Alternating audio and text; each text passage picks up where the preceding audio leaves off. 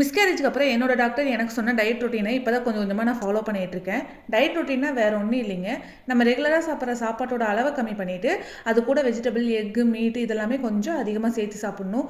மெயினாக iron rich content உள்ள ஃபுட்டும் ஃபோலிக் ஆசிட் கண்டென்ட் அதிகமாக இருக்கிற ஃபுட்டையும் நம்ம வந்து இந்த டயட்டில் ஆட் பண்ணிக்கணும். இது வரைக்குமே டயட்டை வந்து என்னால் ஒழுங்காகவே ஃபாலோ பண்ண முடியலைங்க. ஒரு நாளைக்கு ஃபாலோ பண்ணுவேன், ஒரு நாளைக்கு ஃபாலோ பண்ண மாட்டேன். இந்த மாதிரி தான் போயிட்டு இருந்தது. ஆனால் இனிமேல் இந்த டயட்டை வந்து ரெகுலராக ஃபாலோ பண்ணலான்னு இருக்கேன்.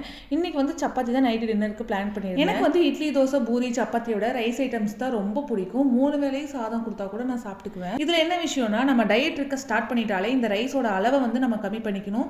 இன்னொன்று, டெய்லியும் ஒரு வேளை தான் ரைஸ் சாப்பிட்ற மாதிரி இருக்கும் இந்த டயட் பிளானில். ஸோ வேறு வழி இல்லை, நம்ம டயட் ரொட்டீன் ஃபாலோ பண்ணுறதுனால ரைஸோட அளவை வந்து கம்மி பண்ணிக்கணும். அதுக்கு பதிலாக சப்பாத்தி, கோதுமை ரவை, ஃப்ரூட்ஸு, அதுக்கப்புறம் வெஜிடபிள்ஸ், பாயில்டு எக் இந்த மாதிரி தான் நம்ம எடுத்துக்க வேண்டியதாக இருக்குது. நைட் டின்னர் பார்த்தீங்கன்னா சப்பாத்தி, உருளைக்கிழங்கு குருமாவும் தான் பண்ணியிருந்தேன். இந்த டயட்டில் மெயினாக பார்த்தீங்கன்னா ஆயில் நம்ம வந்து கம்மியாக யூஸ் பண்ணிக்கணும்.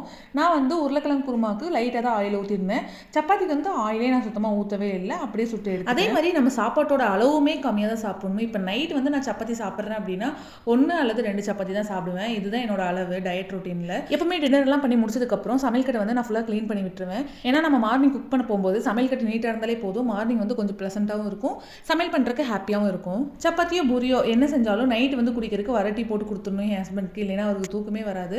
அவருக்கு டீ வச்சு கொடுத்துட்டு கிச்சனையும் க்ளீன் பண்ணிவிட்டு மீனுக்கும் ஃபுட்டு போட்டுட்டு என்னோட நைட் ரொட்டீனையும் முடிச்சுட்டு எல்லாருமே தூங்க போயாச்சு. இந்த மினி விலாக் இதோட முடியுது. இதே மாதிரி இன்னொரு மினி விலாகில் நாளைக்கு பார்க்கலாம். பாய்.